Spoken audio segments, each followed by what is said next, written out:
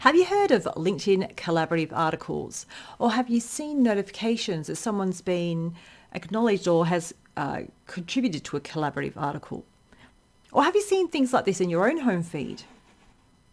Maybe, maybe not. Depends if you're across the feature and if LinkedIn have and sort of included you in it. So within the home feed, if you see there's a post in the middle that has suggested, it has a topic, and then there's a bit of information about it, and there might be an update here. That's a collaborative article, or a topic around a collaborative article, I should say. So what is it? And why are they there and where are they showing up? So they are topics published by LinkedIn, but it's LinkedIn sort of driven by or powered by AI. So the beginning of the article is an AI powered thing, and then people in the community contribute to it, hence collaborative article. So there might be a starter topic, and then people have their insights and input, and then it's a whole collaboration of many people. So while their starting point is AI driven, it's developed by the LinkedIn editorial team. So they're almost like conversation starters that are put out, but they're not complete. So it's almost like, here's part of a puzzle. There's some gaps in it, many gaps. So there are places where people can insert themselves and add to it and keep adding to it and adding value. Now, to get started, LinkedIn selects a group of experts who are invited to contribute. So how do you know if you're invited? Well, you'll see things in your home feed potentially to contribute to. Or you might discover them. But you don't have to wait to be invited, actually. Like, while you might be going, well, I haven't been invited, you can go directly to the articles and contribute anyway. And that gives you visibility and credibility. One thing it can do as well is when you contribute, and I'll show you this profile here, when you contribute to an article, you can get this badge on your profile. Top Talent Management Voice.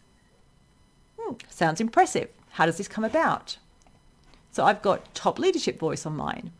Now this has come about because I have contributed to some articles on leadership. But not only that, the reason this comes about is that people engage with it. They might like it, they might continue the conversation. So you become seen as someone who has a voice, and then you identified here. So it's not about talking at, it's about starting a conversation, joining a conversation. So go back to here. We've got this collaborative article. So what if I click into this article? Let's have a look. Now, this topic isn't really something I would contribute to. I'm not really into engineering design, but it's there for now. So how do you tell stakeholders and clients about engineering design failures? Could I contribute to this? Probably not. It's the wrong topic for me. But I can scroll down and I can look at the contributions, and I could actually add a perspective, so acknowledge the failure.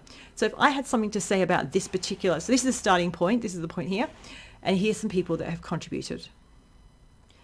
So scrolling down, there's another point, and I can add my perspective to add a layer to this, to contribute, which is collaborative. So you can see this person, Abby, she has contributed a few times, 1, 2, 3. So she added a lot of points. Now, if I engage with her or other people did, that's adding social proof that her comments and insights are valuable. And that could then result in being identified as having a top voice in that particular area.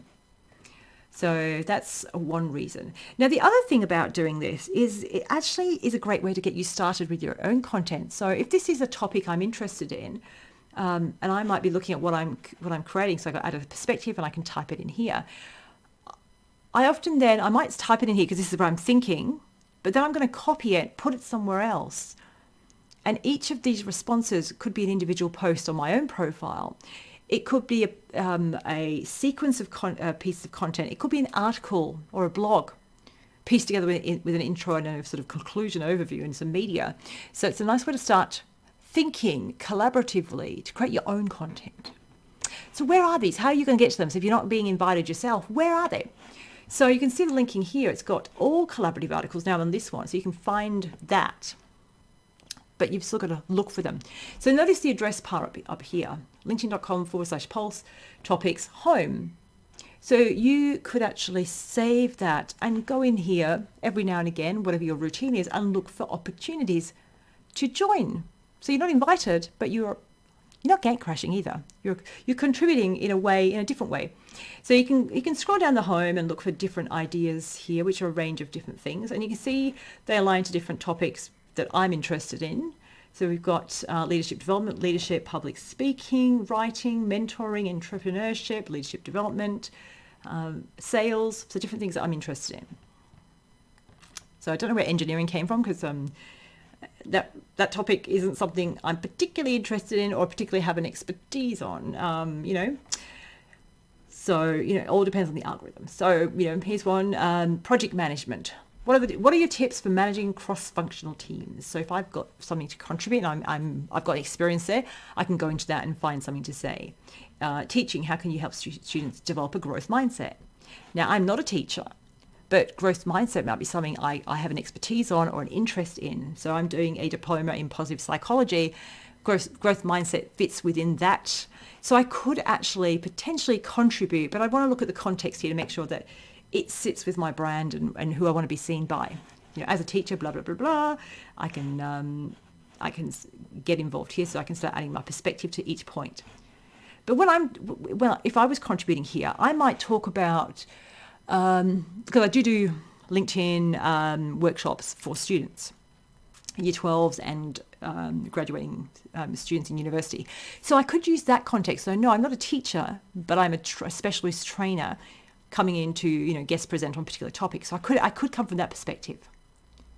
So always look at the angle. So if I want to get more engagement through schools, then I might decide to contribute from that perspective, because I'm leaning into my expertise and what I deliver. Now, when you do contribute, you can see the person's name shows up, part of their headline, and what they have to say. So if we look at this person here, there's a little icon here. Well, what does that mean? So let's have a look at Catherine's profile, because I'm discovering her because of her comment. Don't know her. She's 3 degrees away from me.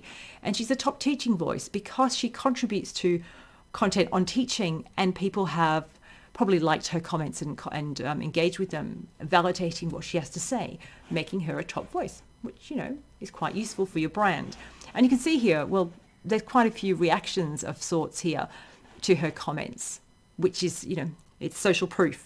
So this gives you the ability to have a voice, contribute to existing content, and get credit that goes onto your profile without having to start from scratch and write your own content.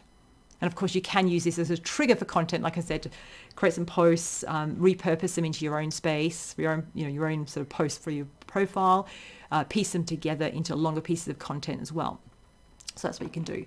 So what I would suggest that you do is you bookmark this particular page, the home page of topics. You could look down this left-hand side here, like as I just did before, or you can look at particular topics, click into them. So, if you want to look into healthcare, for instance, and then within healthcare, there are specific things. So you can keep going into all these different topics and finding things of interest. So you might then bookmark. So let's just go back to healthcare. Always looking at the URL, it's got healthcare-S282. You might bookmark this as one of your action items. So once a week, you might look at healthcare. So Monday, you might look at healthcare. Wednesday, you might, let's go back out of that. You might have a different topic. And then a different day, you might have a different topic. So you might have 3 days, 3 topics, or 2 days and 2 topics. HR management. So pick some maybe up to 3 topics that you're interested in, and have, 3 times that you come in and contribute. And then look at how can you repurpose that content that you've created in this collaborative manner to repurpose for your own benefit. So there you go, collaborative articles.